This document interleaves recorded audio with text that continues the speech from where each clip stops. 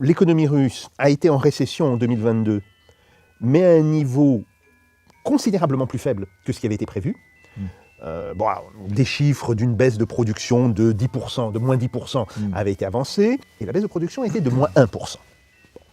Et après, vous avez eu une croissance forte en 2023, 3,6, et une deuxième année de croissance forte cette année, donc 2024.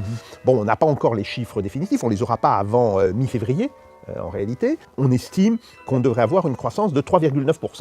Les sanctions ont fait dans l'immédiat du dégât en Russie. Ces dégâts ont été surmontés à partir de la fin de 2022. L'économie russe travaille très près et même au-delà de son potentiel industriel. On calcule ça sur le taux d'utilisation du capital. Il est aujourd'hui proche de 90% en Russie. Et il faut savoir que dans une économie en bonne santé, ce taux est estimé à 80%. Donc ils sont très largement au-dessus. C'est pour ça que la production, aujourd'hui, ralentit en Russie. Elle ralentit en Russie parce que l'économie se heurte à sa limite physique de production et que la construction de nouvelles usines n'ont pas encore abouti.